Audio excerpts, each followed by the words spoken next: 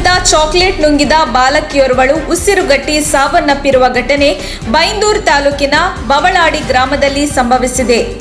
1ನೇ ತರಗತಿಯ ಬವಳಾಡಿ ಮೂಲದ ಸಮನ್ವಿ ಮೃತ ಬಾಲಕಿಯಾಗಿದ್ದಾಳೆ. ಉಪ್ಪುಂದದ ಸ್ಥಳೀಯ ಆಂಗ್ಲ ಮಾಧ್ಯಮ ಶಾಲೆಯಲ್ಲಿ ಓದುತ್ತಿದ್ದ ಸಮನ್ವಿ ಶಾಲಾ ಬಸ್ಗೆ ಕಾಯುತ್ತಿರುವ ವೇಳೆ ಕೈಲಿದ್ದ ಚಾಕ್ಲೇಟ್ ತಿನ್ನಲು ಹೋಗಿ ಕವರ್ ಸಮೇತ ನುಂಗಿದ್ದು ಪರಿಣಾಮವಾಗಿ ಬಾಲಕಿ ಉಸಿರುಗಟ್ಟಿ ಸಾವನ್ನಪ್ಪಿದ್ದಾಳೆ. ಹೆರಿಗೆಯ ವೇಳೆ ಮಗು ಮೃತಪಟ್ಟಿದೆ. ಇದಕ್ಕೆ ವೈದ್ಯರ ನಿರ್ಲಕ್ಷ್ಯ ಕಾರಣ ಎಂದು ಆರೋಪಿಸಿ ಬೆಳಗಾವಿ ತಾಲೂಕಿನ ಹೊನ್ನಿಹಾಳದ ಸುನೀತಾ ಉಚ್ಚಗಾವಂಕರ ಅವರ ಕುಟುಂಬದವರು ಜಿಲ್ಲಾಸ್ಪತ್ರೆ ಆವರಣದಲ್ಲಿ ಬುಧವಾರ ಪ್ರತಿಭಟಿಸಿದರು. ವಾರದ ಹಿಂದೆ ಗರ್ಭಿಣಿಯನ್ನು ಆಸ್ಪತ್ರೆಗೆ ದಾಖಲಿಸಿದ್ದೆವು. ಮಂಗಳವಾರದಿಂದ ಹೊಟ್ಟೆ ನೋವಿನಿಂದ ಬಳಲುತ್ತಿದ್ದರು. ಕೂಡಲೇ ಶಸ್ತ್ರಚಿಕಿತ್ಸೆ ಮಾಡುವಂತೆ ಕೋರಿದ್ದರೂ ವೈದ್ಯರು ಸ್ಪಂದಿಸಲಿಲ್ಲ. ಹಾಗಾಗಿ ಬುಧವಾರ ಹೆರಿಗೆ ಸಮಯದಲ್ಲಿ ಮಗು ಸಾವನ್ನಪ್ಪಿದೆ ಎಂದು ಆಪಾದಿಸಿದ್ದಾರೆ. ಬಳಿಕ ವೈದ್ಯರು ತಪ್ಪೆಸಗಿದ್ದು ಸಾಬೀತಾದರೆ ಕ್ರಮ ಜರುಗಿಸಲಾಗುವುದು ಎಂಬ ಭರವಸೆ ಹಿನ್ನೆಲೆಯಲ್ಲಿ ಪ್ರತಿಭಟನೆ ಕೈಬಿಡಲಾಗಿದೆ.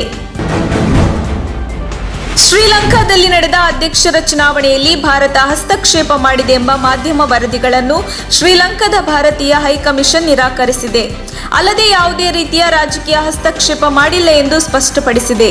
ಶ್ರೀಲಂಕಾದ ಸಂಸತ್ತಿನಲ್ಲಿ ಅಧ್ಯಕ್ಷರ ಆಯ್ಕೆಗೆ ನಡೆಯುವ ಚುನಾವಣೆಗೆ ಸಂಬಂಧಿಸಿದಂತೆ ಲಂಕಾದ ನಾಯಕರ ಮೇಲೆ ಪ್ರಭಾವ ಬೀರಲು ಭಾರತ ರಾಜಕೀಯ ಮಟ್ಟದಲ್ಲಿ ಪ್ರಯತ್ನ ನಡೆಸಿದೆ ಎಂಬ ಆರೋಪಗಳು ಆಧಾರರಹಿತವಾಗಿದೆ ಎಂದು ಟ್ವೀಟ್ ಮೂಲಕ ಸ್ಪಷ್ಟಪಡಿಸಿದೆ.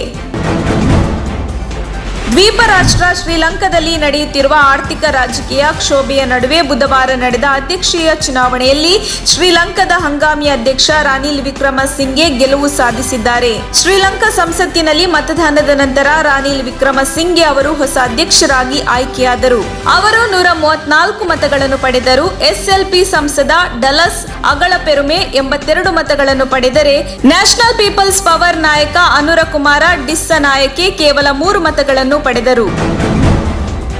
ಮಾಜಿ ಮುಖ್ಯಮಂತ್ರಿ ಸಿದ್ದರಾಮಯ್ಯ ಮತ್ತು ಡಿಕೆ ಶಿವಕುಮಾರ್ ಅವರು ನಾನೊಂದು ತೀರ ನೀನೊಂದು ತೀರವಾಗಿದ್ದಾರೆ ಎಂದು ಮುಖ್ಯಮಂತ್ರಿ ಬಸವರಾಜ ಬೊಮ್ಮಾಯಿ ತಿಳಿಸಿದರು.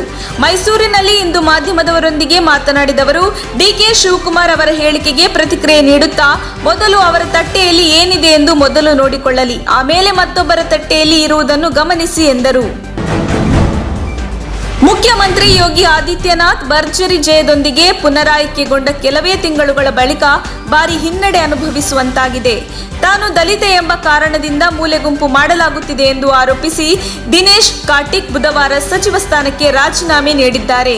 ದಿನೇಶ್ ತಮ್ಮ ರಾಜೀನಾಮೆ ಪತ್ರವನ್ನು ಕೇಂದ್ರ ಗೃಹ ಸಚಿವ ಅಮಿತ್ ಶಾ ಅವರಿಗೆ ಕಳುಹಿಸಿದ್ದಾರೆ. ಮತ್ತೊಂದೆಡೆ ಸಚಿವ ಜಿತಿನ್ ಪ್ರಸಾದ್ ಸಿಎಂ ಯೋಗಿ ವಿರುದ್ಧ ಅಸಮಾಧಾನ ವ್ಯಕ್ತಪಡಿಸಿದ್ದು ದೆಹಲಿಗೆ ತೆರಳುವ ಬೆಳವಣಿಗೆ ನಡೆದಿದೆ. ಕಲಬುರಗಿ ಜಿಲ್ಲೆಯ ಕಾಳಗಿ ತಾಲೂಕಿನ ಪಸ್ತಾಪುರ್ ಗ್ರಾಮದ ವಿದ್ಯಾರ್ಥಿಗಳು ತಮ್ಮ ಊರಿಗೆ ಹೆಚ್ಚುವರಿ ಬಸ್ ಬಿಡುವಂತೆ ಆಗ್ರಹಿಸಿ ಪ್ರತಿಭಟನೆ ನಡೆಸಿದ್ದು, ಶಾಲೆಗೆ ರಜೆ ಹಾಕಿ ಕಾಳಗಿ ಬಸ್ ಡಿಪೋ ಎದುರು ಪ್ರತಿಭಟನೆ ನಡೆಸಿರುವ ವಿದ್ಯಾರ್ಥಿಗಳು ತಮ್ಮ ಊರಿಗೆ ಹೆಚ್ಚುವರಿ ಬಸ್ ನೀಡುವಂತೆ ಆಗ್ರಹಿಸಿದ್ದಾರೆ. ಹುಮಾನಾಬಾದ್ ಡಿಪೋದಿಂದ ಕಾಳಗಿಯಿಂದ ಪಸ್ತಾಪುರ್ ಹಾಗೂ ಸೂಲೆಪೇಟೆಗೆ ಕೇವಲ ಒಂದೇ ಒಂದು ಬಸ್ ಸಂಚಾರ ಮಾಡುತ್ತಿದೆ. ಒಂದೇ ಬಸ್ನಲ್ಲಿ ಹೆಚ್ಚಿನ ವಿದ್ಯಾರ್ಥಿಗಳು ಪ್ರಯಾಣ ಮಾಡುತ್ತಿದ್ದಾರೆ. ಹೀಗಾಗಿ ಕೂಡಲೇ ಹೆಚ್ಚಿನ ಬಸ್ ನೀಡುವಂತೆ ಅಧಿಕಾರಿಗಳಿಗೆ ಮನವಿ ಮಾಡಿದ್ದಾರೆ. ಎಲ್ಲಾ ರಾಜ್ಯಗಳ ಸಮ್ಮತಿಯ ಮೇರೆಗೆ ದಿನಬಳಕೆ ವಸ್ತುಗಳ ಮೇಲೆ ಜಿಎಸ್ಟಿ ವಿಧಿಸಲಾಗಿದೆ ಎಂದು ಸೀತಾರಾಮನ್ ಹೇಳಿದ್ದಾರೆ. ಇದು ಜಿಎಸ್ಟಿ ಹೇರಿಕೆಯಲ್ಲಿ ಕೇಂದ್ರದ ಪಾತ್ರವಿಲ್ಲ ಎಂದು ತೋರಿಸಿಕೊಳ್ಳುವ ವ್ಯರ್ಥ ಪ್ರಯತ್ನವಷ್ಟೇ ಎಂದು ಕೆಪಿಸಿಸಿ ಮಾಜಿ ಅಧ್ಯಕ್ಷ ದಿನೇಶ್ ಗುಂಡೂರಾವ್ ಕಿಡಿಕಾರಿದ್ದಾರೆ.